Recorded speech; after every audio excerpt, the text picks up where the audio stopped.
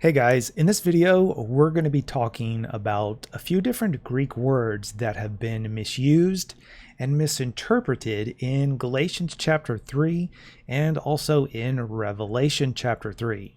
So the first word that we're going to look at is the Greek preposition ek, and we're going to look at its use in Galatians 3:10. So Paul says, "For as many as are of the works of the law are under the curse." And if we look at this in Greek, ek appears right here, and it's being translated as of, as in those who are of the works of the law. Now it appears slightly different here because it precedes a vowel. Normally ek appears like this right here. I'll highlight that.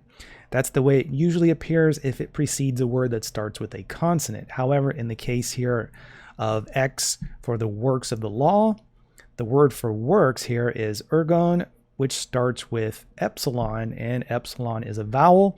So the kappa is dropped on the end and the Greek letter C is inserted.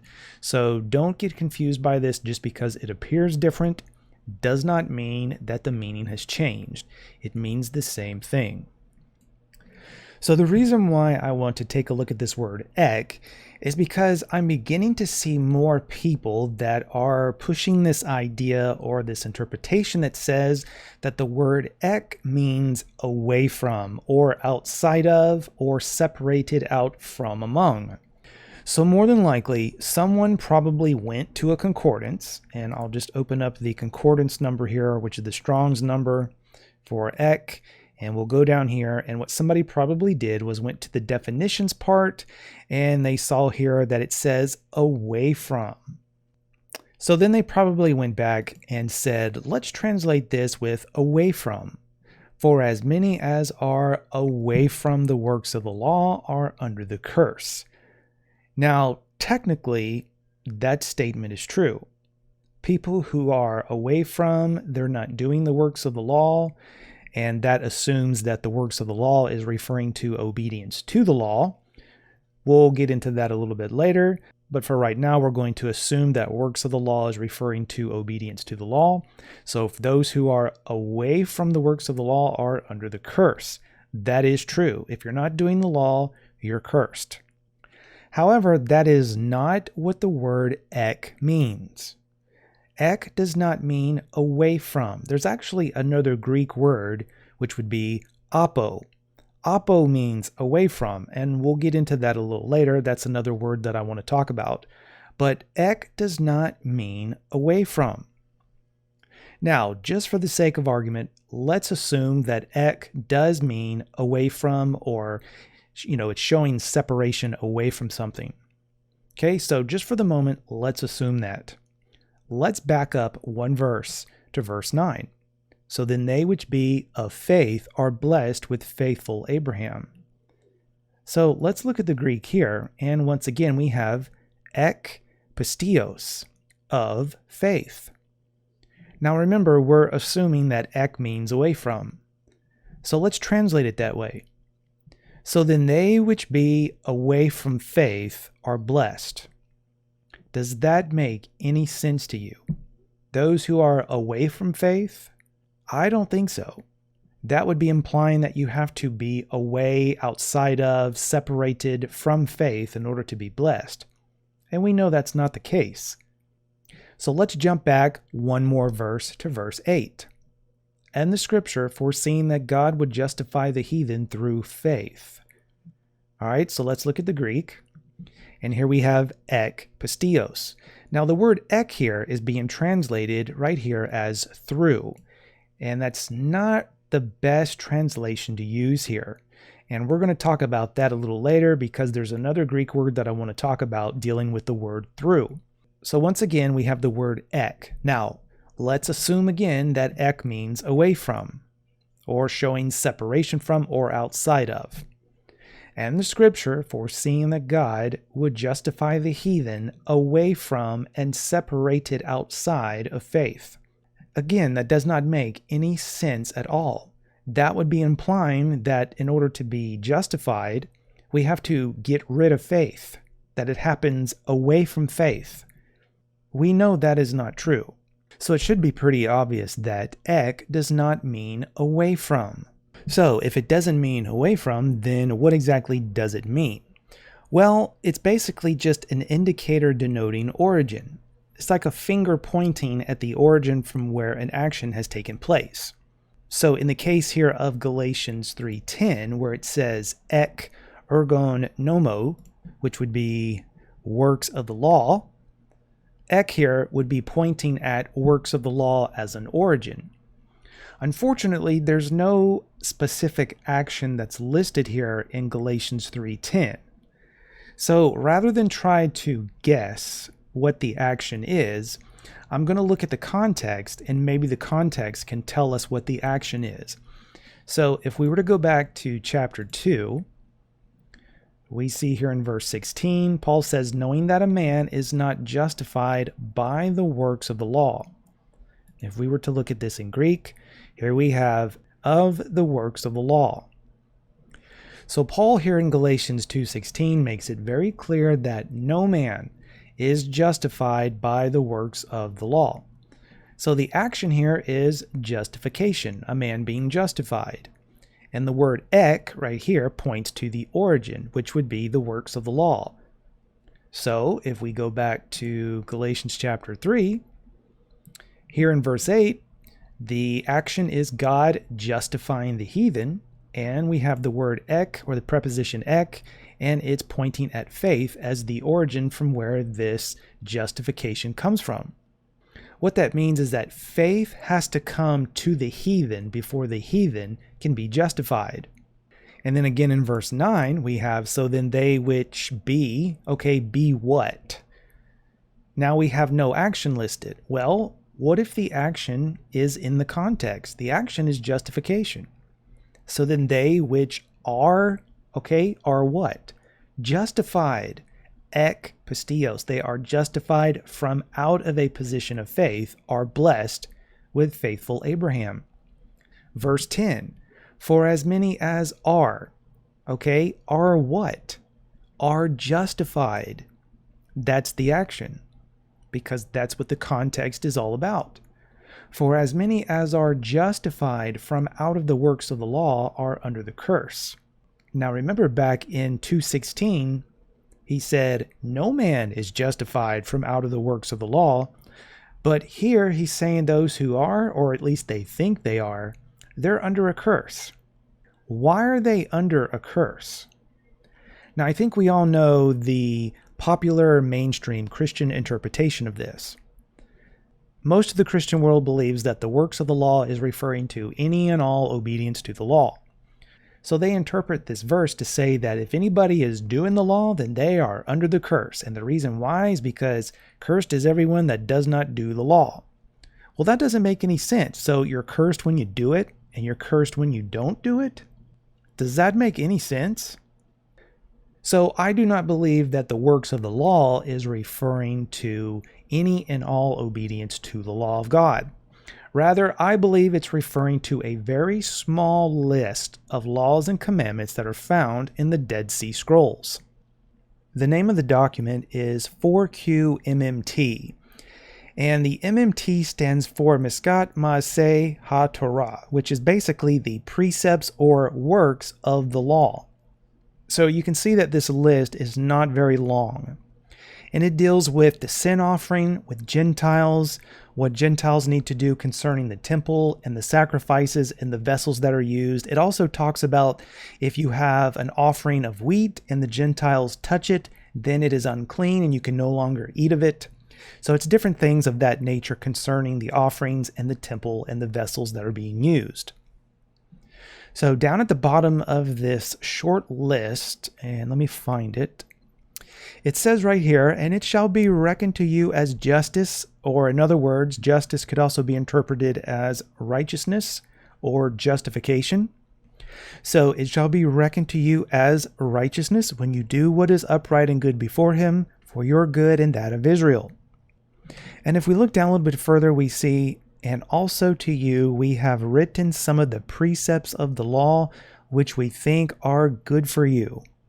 And it shall be reckoned to you, down here at the bottom, I'm going to highlight it, it says, and it shall be reckoned to you as justice when you do what is upright before him. So this here is more than likely what is referred to as the works of the law. As it says here, precepts. Precepts could also be works or deeds. So as you can see, this list is very small compared to the law as a whole.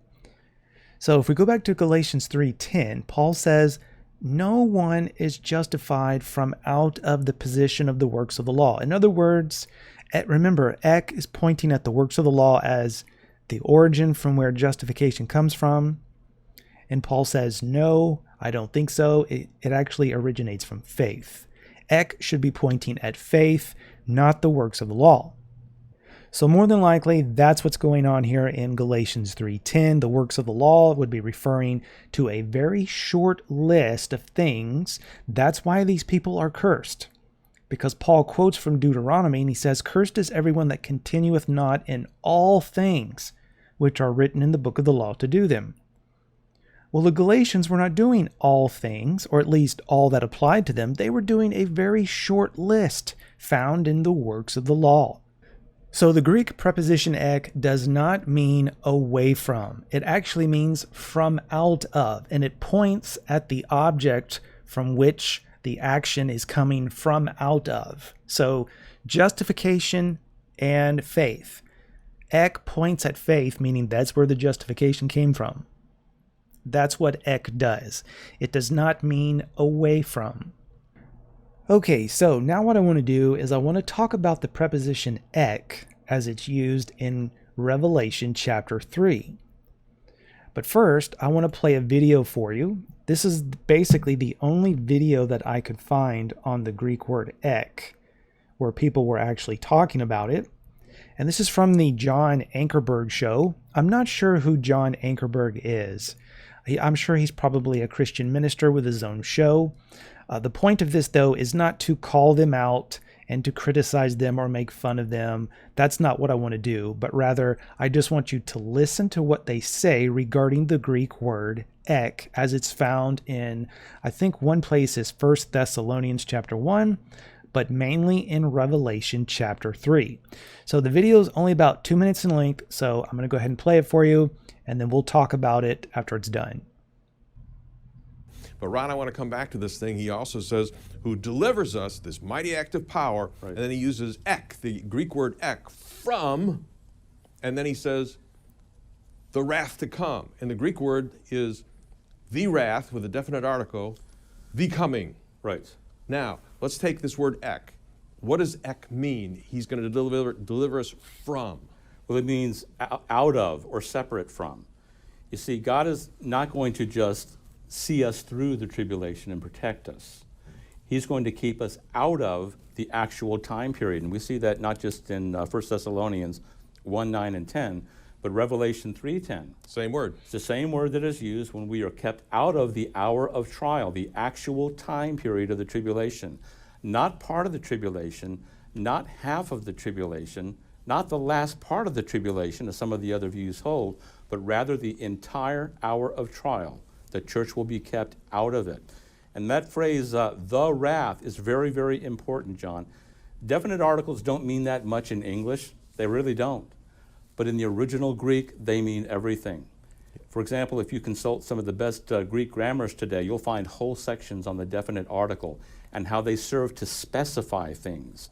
This is a specific period of wrath that is yet to come on planet Earth. And it is from that period that the church is to be kept out of or delivered from. And apparently they knew about it. Yes. Okay? It was like a wrath that has never happened before, and it was still coming, and Jesus delivered them out of or from the whole time period of whatever's coming. That's exactly right. And let's keep in mind that the person that was teaching them was well versed in the Old Testament. We're talking about the Apostle Paul, one of the best educated Jews ever. And so he would have surely also taught them what the Old Testament has to say about the day of the Lord, about the day of wrath that is coming upon humanity. All right, so they were talking about ek, and they said that it means out of or separated from. And let me pull that back up again right there. Or separate from. It says ek is out of or separated from. Now remember, we applied that very definition to Galatians 3, 8, 9, and 10, and it did not make any sense at all. So let's look at the verse that they've listed here, which is 1 Thessalonians 1:10. So we'll head over there to 1 Thessalonians 1. We'll go down to verse 10.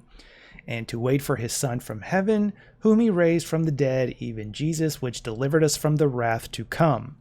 So let's open this up in Greek, and let's look for ek. Now we do have ek right here, from, and this would be the dead, but that's referring to the first part of the sentence, whom he raised from the dead. And we'll continue on here, and guess what? The word ek does not appear. Instead, we have this word here, which is apo. Apo means away from. Now what's interesting is that this Greek that we're looking at here is from the Textus Receptus. But if we were to scroll down towards the bottom, we have here what's called the morphological G&T. And if I'm not mistaken, I believe this is referring to the Nestle-Aland 27th edition. And you'll notice that right here we have the word ek. From, this would be the wrath to come. So we have ek and we have apo. So which one of these is correct? Now, obviously these guys back over here from the John Ankerberg show, they were quoting from the Nestle-Aland 27th edition. Whereas the Textus Receptus does not have ek, it has apo. So which one of these is correct? Is it apo or is it ek? So I think now would be a good time to talk about this word apo and what it means. So in order to show you the differences between these two words, I'm going to make a little illustration. And we're going to use a man and a house. So in the first example, we have a man who is inside of his house. And in the Greek, you can see it says apo to oikou. Apo means from, or it shows motion away from, because just like the Greek letter ek is only going to govern the genitive. That means that the word that comes after ek is always going to be in the genitive form. And just like ek, apo also only governs the genitive. There will not be any other cases that those two prepositions will govern. There's no accusative or nominative or dative. There's only the genitive forms that these two prepositions will govern.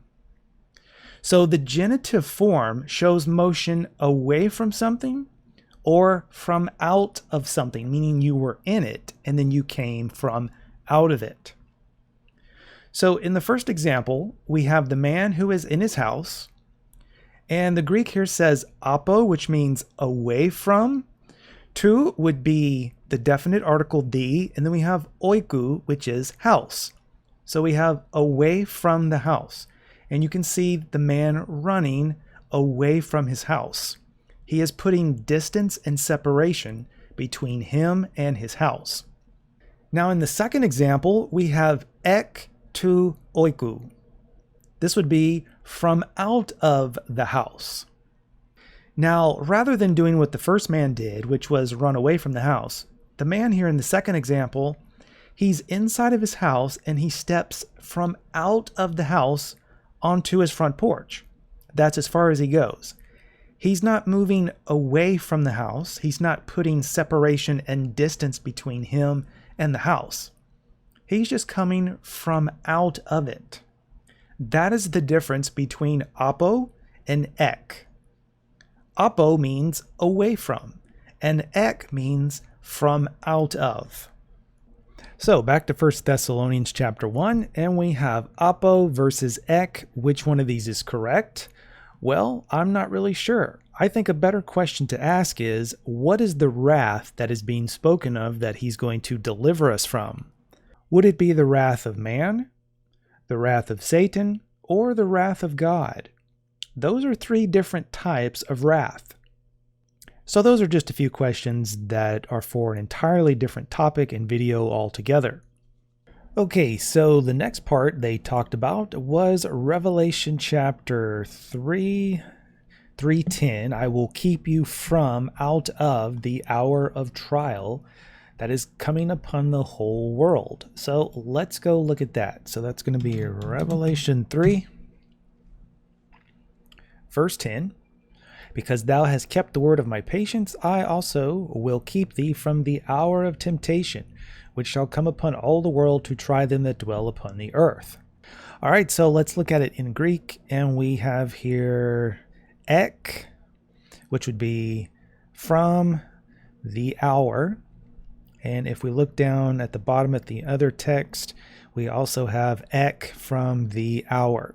So both of these say the same thing. Okay, so as we've already seen, ek does not mean away from.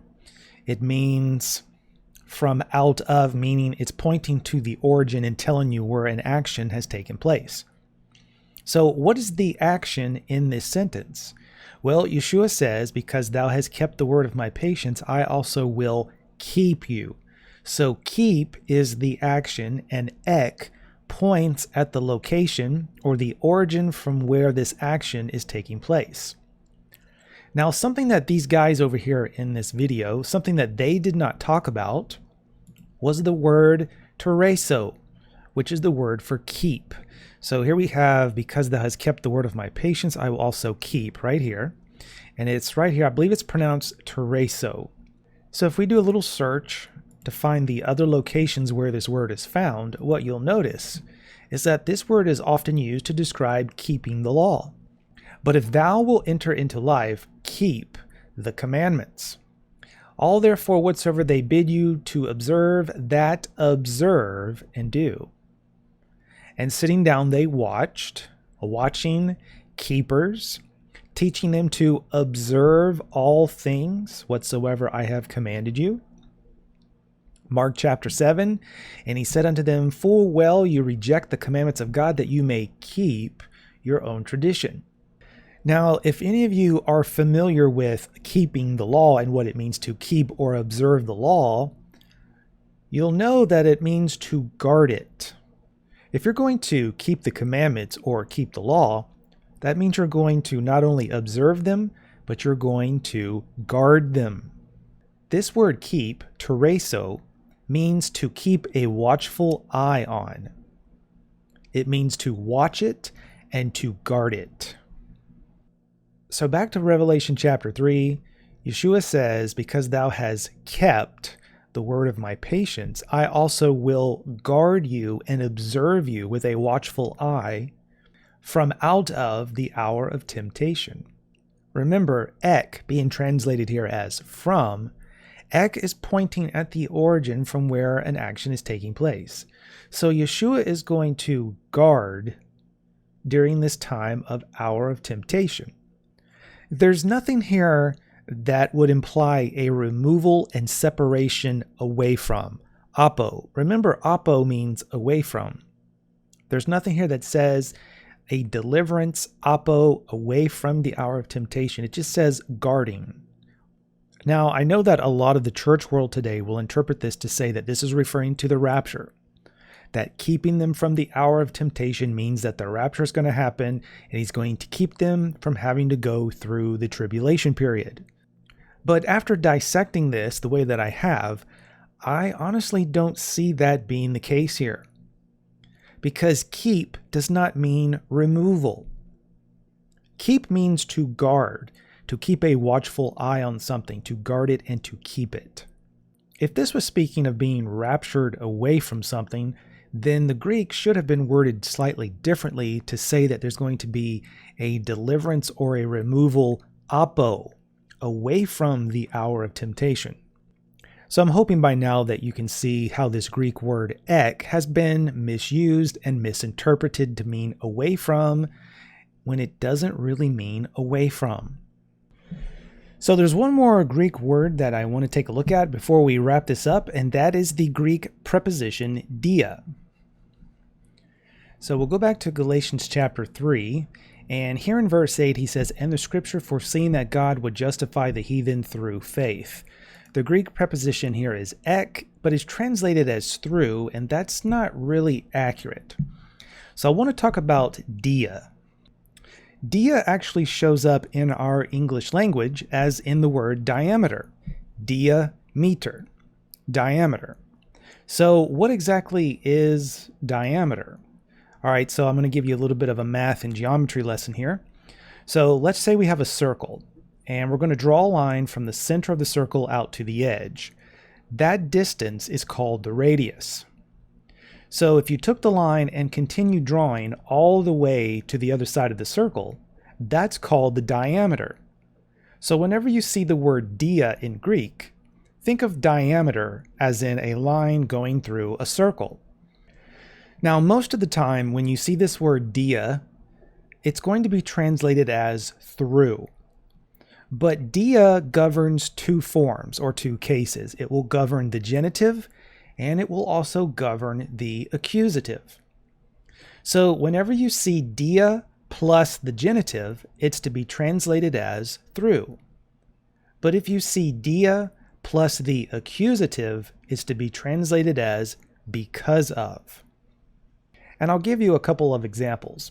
So let's go over to Matthew chapter 1, and we're going to go down to verse 22. Now all of this was done that it might be fulfilled which was spoken of the Lord by the prophets, saying, and if we open this up in Greek, we can see here we have dia, so there's dia there, dia to prophetu. So we have dia, which is being translated here as by, and then we have to, you can see it's the genitive, and also prophetu, which is also the genitive. So dia plus the genitive is through. Now it's being translated here as by, which I suppose that's okay. It's not really doing any harm. However, the idea is that this was given through the prophet. By the prophet also works, but the idea is that this message came through the prophet. So now I'll show you an example of dia plus the accusative. So we'll go to John chapter 12. And I think it's down towards verse 42, I think is where we want to be. Nevertheless, among the chief rulers also many believed on him, but because of the Pharisees they did not confess him, lest they should be put out of the synagogue. So we'll open this up, take a look at the Greek, and here we have dia tous Pharisaeus. So dia, tous would be the definite article, as in the, and then we have Pharisaeus, which would be Pharisees. So you can see it's in the accusative form. Also, the definite article is also in the accusative. So dia plus the accusative should be translated as because of. If we were to translate dia as through, that wouldn't make any sense. So many of him believed on him, but through the Pharisees they did not confess. No, that doesn't make any sense. So dia plus the accusative would be because of. So if we look back at Galatians chapter 3 and we look at verse 8 in the scripture foreseeing that God would justify the heathen through faith, I suppose the word through will work here. But if we really want to be accurate and technical about it, it should be from out of faith. And the reason why I say that is because I believe Paul was quoting here from the Septuagint. So if we go to the Septuagint, and I'm just going to go to Habakkuk 2, change this over to the Septuagint, go down to verse 4, and right here you can see ek, and I'll highlight that, ek pistios. The Septuagint does not use dia. It actually uses ek. So I believe it's very possible that this is why Paul used ek pistios, because this is what's written here in the Septuagint. So the Septuagint reads ek from out of, from the origin of faith, and Paul uses this in Galatians 3, 8, 9, and 10. And the scripture foreseeing that God would justify the heathen ek pistios, from out of faith. So then they which are ek pistios, from out of the origin of faith, are blessed. But those who think they are justified ek from the works of the law are under the curse. So somebody thought that they were going to be justified by doing the works of the law, and Paul says, nope, that's not what the scripture says. It is written that it is from out of faith. All right, so I'm going to go ahead and wrap this up, but I'm hoping that I have made this very clear and very easy to understand regarding these words and how they've been misused and misinterpreted. But if there's anybody that's confused, maybe you've got some questions or you want to start a discussion, feel free to comment below. So as always, guys, thank you for watching, and I will see you guys next time.